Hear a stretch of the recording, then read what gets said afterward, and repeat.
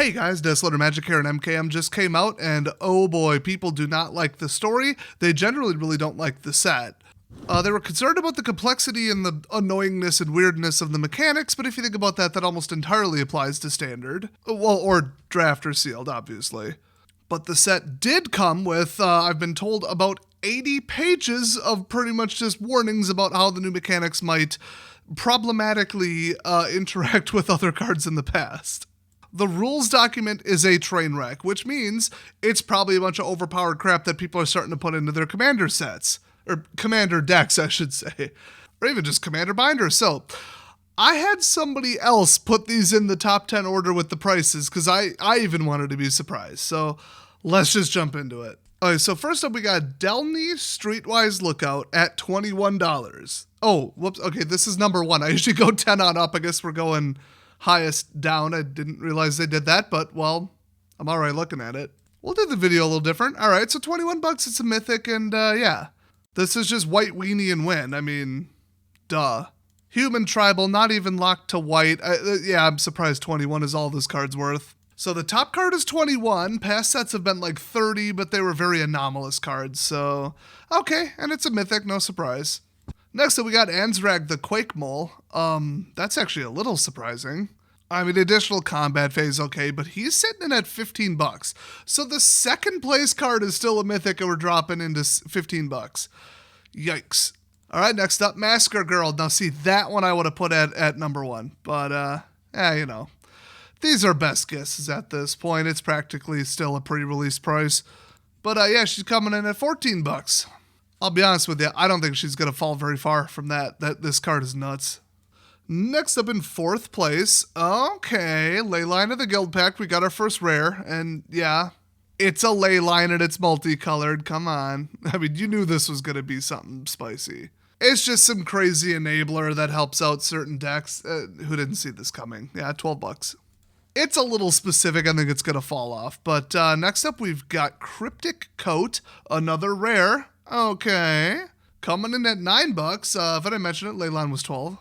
I mean, +1 can't be blocked for 3. I could see it. Then return it, kind of save it. That's still, it's a little specific for 9 bucks.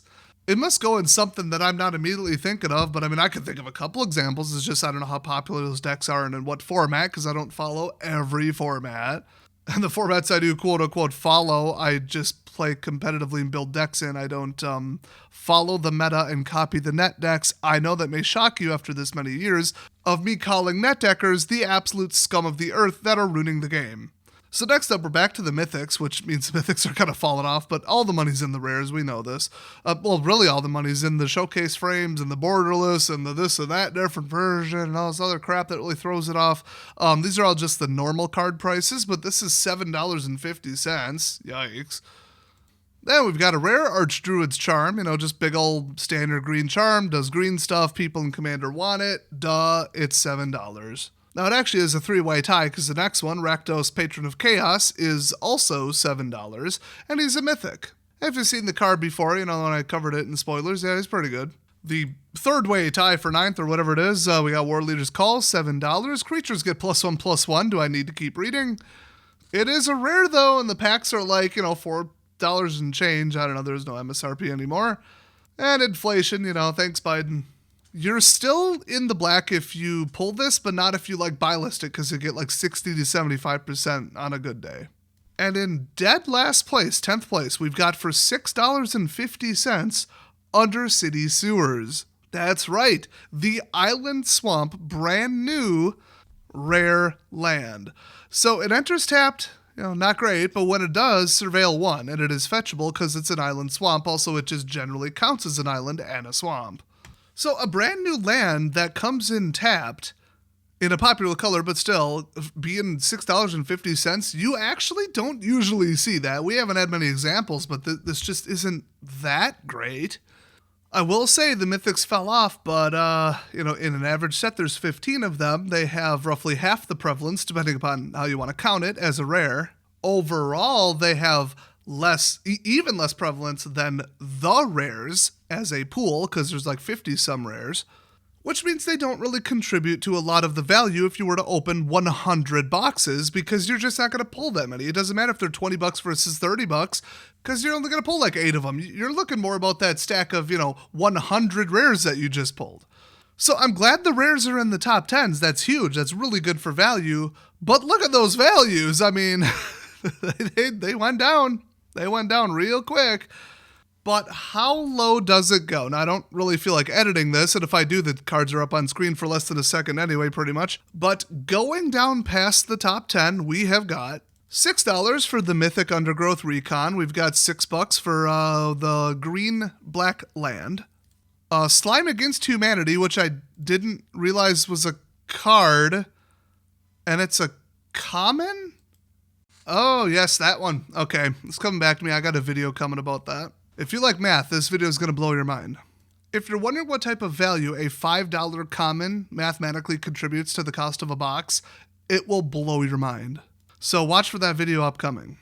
Well, continue with the rundown. We got Rausch's Theater, the red-black land. Then we got Hedge Maze, one of the other lands. $5, by the way. Then Intrude on the Mind, $5. Blue Mythic, okay. Pride of the Hulklade, $5. Incinerator of the Guilty, $4.50 Mythic, ouch. Conspiracy Unraveler, that is a rare, but it's $4.50. Doorkeeper Thrall coming in, rare, $4.49. Meticulous Archive, Thundering Falls, both new lands, $4.50 apiece. There are 10 of them, remember that. There are 10 of them. Shadowy Backstreet is the white-black one coming in at $4. Okay, now you've basically broken even. You're not making money anymore. We got one case that's a rare, and then we got a crime novelist, which is weirdly enough an uncommon, worth $4. Then you've got the Mythic Planeswalker Kaya at $3.50, where if you pull that, you've already lost money. So then it just goes $3.50, $3.50, $3, one of those being the land, another $3 land, ouch. $3 for a case. Oh, wow, $3 for the Mythic Trostani 3 Whispers. So you're losing money in some of the Mythics. I mean, Aurelia's Vindicator, $3, another Mythic. Oh my gosh. And then the overwhelming majority of the rares are under the cost of a pack.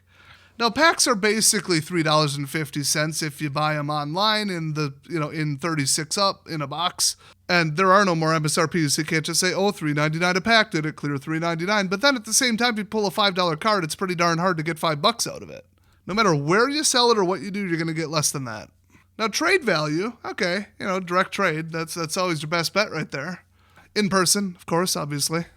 But this set is looking unpredictable but bad. I wouldn't call it a train wreck yet, but I would expect, just generally without even doing the numbers, just feeling it out and using my Jedi powers of opening boxes for the last, almost decade, that if you opened 100 boxes and sold everything except for every common for 25 cents, because that'll double up your money, which never happens, ever.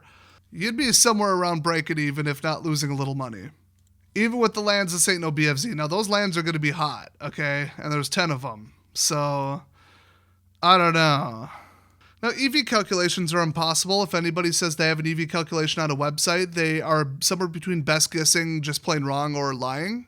You really can't do an EV calculation anymore because of the different variants, and then now you got this percent of this.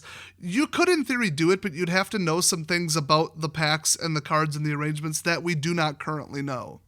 And then you have to throw in the average of every single card from the list, which that's almost impossible.